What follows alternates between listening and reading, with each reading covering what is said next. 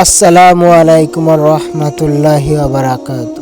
প্রিয় দিনী ভাই ও বোনেরা, আপনারা সবাই কেমন আছেন? এআই দাজ্জালের ফিতনা নাকি নতুন কোনো সম্ভাবনা, আমরা অনেকেই জানি না। তাই দেরি না করে চলুন আমাদের সবার প্রিয় শায়েখ আহমদুল্লাহ হুজুর কি বলে আমরা ভালোভাবে জেনে আসি এবং শুনে আসি। বর্তমানে এআই প্রযুক্তি নিয়ে অনেক আলেমদের মুখে শুনেছি এটা নাকি দাজ্জালের অনেক বড় ফিতনা। দাজ্জাল নাকি এই প্রযুক্তির দ্বারা মানুষের ফিতনায় ফেলবে। এই কথাটি কতখানি যুক্তিসঙ্গত তা কোরআন হাদিসের আলোকে পেশ করুন, আর এআই সম্পর্কে কিছু দিক নির্দেশনামূলক বার্তা দিন। এআইকে দাজ্জালের ফিতনা বলছেন অনেকেই।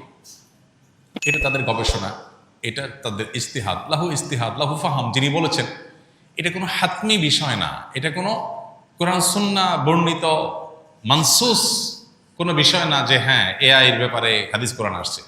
কোনো আলেমের গবেষণা, তার কাছে মনে হয়েছে যে এটাই আস্তে আস্তে মানুষকে দাজ্জালের ফিতনার মতো বিভ্রান্তির দিকে নিয়ে যেতে পারে। তো কোনো আলেমের গবেষণাকে গবেষণার পর্যায়ে রাখতে হবে, এটাকে ওহির পর্যায়ে নেওয়া যাবে না। এটা হতে পারে, নাও হতে পারে, দাজ্জালের ফিতনাটা অন্য কোনোটা থেকে আসতে পারে। এগুলো কোনোটাকে নিশ্চিত বলার সুযোগ নেই। হ্যাঁ, আমাদের কাছে যদি মনে হয় যে না এটা দাজ্জালের ফিতনা, এটা থেকেই মনে হয় আসবে, তাহলে সেটাকে সেভাবে বলা উচিত, যেটা আমার ধারণা, আমার মনে হয়। মানুষকে সতর্ক আমি করতেই পারি, বাট নিশ্চিতভাবে আমি বলে দিলাম এই রাইট আমার নাই, কারণ আমার কাছে ওহি আসে নেই, এবং আমি এটা বলতে পারি না অন্য কোনো ওয়ে থেকেও দাজ্জালের ফিতনা আসতে পারে।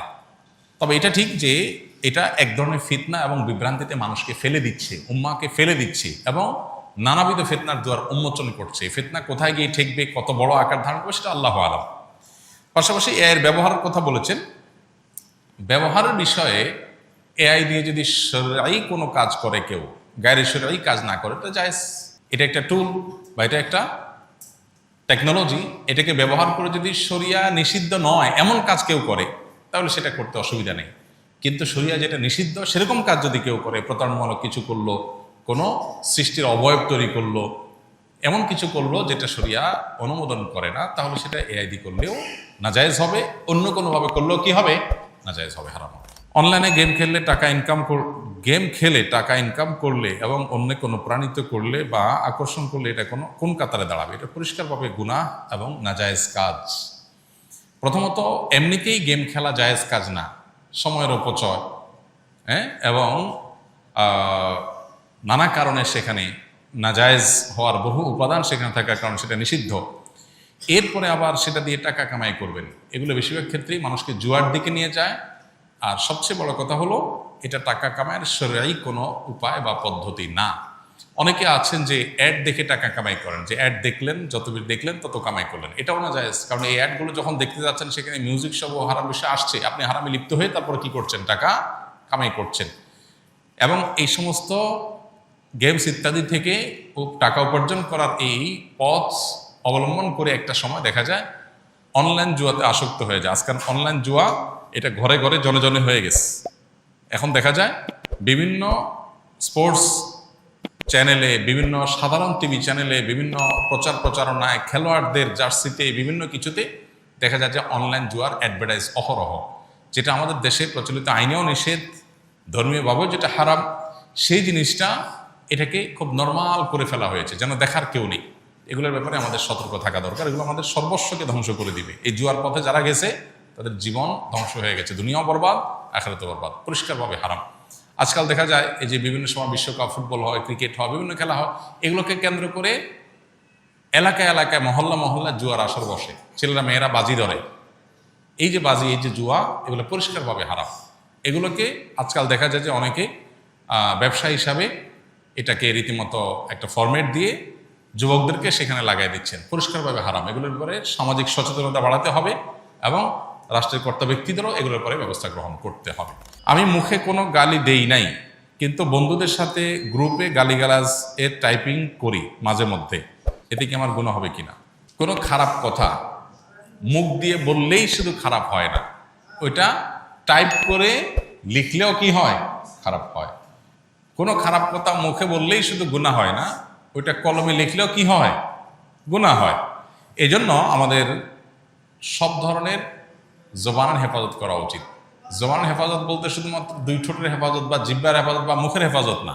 জবানের হেফাজত বলতে আমি যতভাবে এই জিনিসটা প্রকাশ করতে পারি ততভাবে আমাকে হেফাজত করতে হবে। এই জন্য ভালো কথা মুখ দিয়ে বললে যেরকম ভালো, লিখলেও ভালো। আপনি কাউকে মুখে আসসালামু আলাইকুম বললেন, সব পাবেন। আবার কাউকে চিঠিতে আসসালামু আলাইকুম লিখে দিলেন, মেসেঞ্জারে টাইপে আসসালামু আলাইকুম লিখে দিলেন, সব পাবেন কি পাবেন না? ঠিক একইভাবে খারাপ কথা মুখ দিয়ে বললে যেমন খারাপ, টাইপে করলেও খারাপ। অনেক যুবকরা আছেন আজকাল, নিজে আপনি গালমন্দ করেন না, খারাপ কথা বলেন না, কিন্তু বন্ধু বান্ধবের পালায় পড়ে, আড্ডাবাজির পালায় পড়ে দেখা যায় যে তিনি বিভিন্ন রকমের গুনাহে লিপ্ত হয়ে যান। এই ব্যাপারে আমাদের বিবেকগুলো অনেক সময় জাগ্রত হয় না, কাজ করে না। আমাদের বিবেকগুলো জাগানো উচিত এবং বিবেক কাজ করা উচিত। মা বাবাকে কষ্ট দিলে কি হয়, কি হবে? কবিরা গুনাহ হয়। মা বাবাকে কষ্ট দিলে কি হবে? কবিরা গুনাহ হবে। আর কবিরা গুনাহ করলে, মহাপাপ হলে তার শাস্তি জাহান্নাম, আর দুনিয়াতেও লাঞ্ছনা অবধারিত। এই জন্য আল্লাহ তাআলা বলেছেন যে মা বাবা তাদেরকে কখনো ধমক দিয়ে কথা বলা যাবে না, এবং তাদেরকে উফ বলা যাবে না। তাদের সামনে আব্দুল ইবনে আব্বাস রাদিয়াল্লাহু তাআলা বর্ণিত এক হাদিসে আছে, তিনি বলেছেন যে মা বাবার সামনে কাপড়ও ঝাড়া যাবে না, যে কাপড়ের ধুলাবালি এটা ঝাড়বে মা বাবার সামনে, এটাও বেয়াদবির শামিল, এটাও হুকুকুল ওয়ালিদাইন বা মা বাবার অবাধ্যতার শামিল। তাহলে কতটা নম্রতা তাদের সামনে দেখাতে হবে।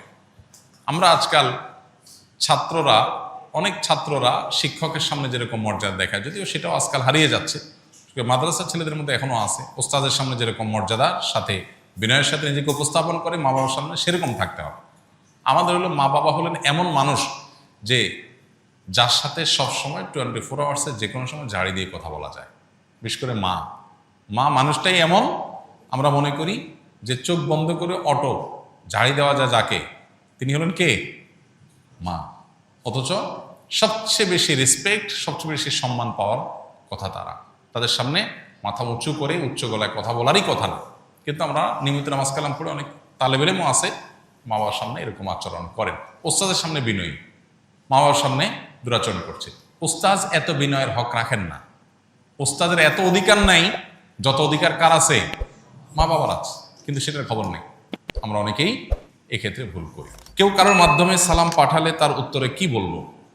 কেউ কারোর মাধ্যমে যদি সালাম পাঠায় তাহলে সেক্ষেত্রে আপনি উত্তরে বলবেন ওয়ালাইকা ওয়ালাইহিস সালাম, অর্থাৎ তুমি যে সালামটা নিয়ে আসছো তোমার প্রতি এবং যিনি সালাম পাঠালেন উভয়ের প্রতি আল্লাহর শান্তি বর্ষিত হোক।